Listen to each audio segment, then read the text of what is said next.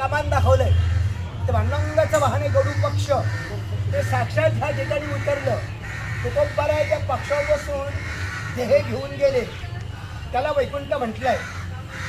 हे जी झाड आहे हे तुकाराम विजेच्या दिवशी आपाप हल्ल्यात होळी झाली की दुसऱ्या दिवशी तुकाराम बीज असते.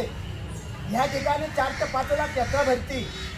12 वाजून 5 मिनिटांनी हे झाड आपाप हल्लात दिवसा.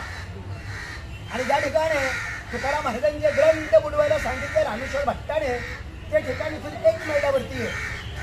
पण तिथली शिळा तुकाराम महाराजांनी 13 दिवस उपोषण केलं. शिळेवर बसून 13ही दिवशी भांडे ग्रंथ कोरडे आले.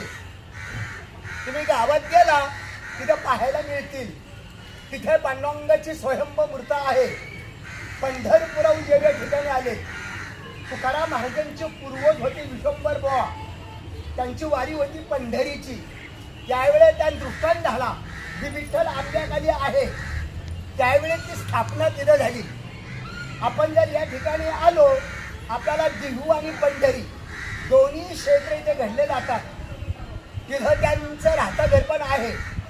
ज्या ठिकाणी महाराजांनी अभंग लिहिले एकांतवासी तो भंडारा डोंगर इथून 3 मैलावरती आहे. हे तुकाराम महाराजांचं वैकुंठ स्थान. इथून वैकुंठाला गेले आणि 3 वेळा परत आले. एक संताजी जगणारे तिली समाजातले त्यांच्याकरता तुकाराम महाराजांची मुलगी भाजीताबाई तिच्याकरता आणि संत निळोबा राया त्यांच्याकरता. संताजी जगणाऱ्यांकरता कसे आले ते महाराजांचा उजवा हात होता. त्यांनी महाराजाकडून वचन घेतलं. म्हणले महाराज मी जर गेलो तर माझ्या देहाला तुम्ही मूठ माती द्या. तर तुकाराम महाराज अगोदर जातात.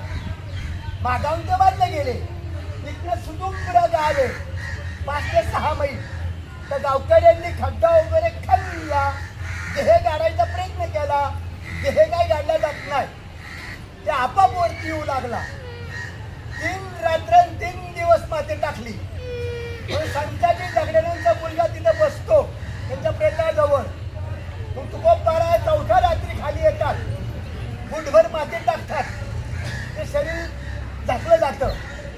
आणि संत निळोबा राया ते आहे तर पारनेर तालुका नगर जिल्हा पिंपळनेर त्यांचं गाव आहे. निळोबा राया इथं आले. तुकाराम महाराज तिथं नव्हते. तुकाराम महाराज वैकुंठाला गेलते.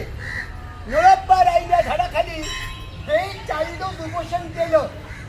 बिगर अन्न ना पाणी घेता स्वतः देवाला भेटायला पांडुरंग म्हणजे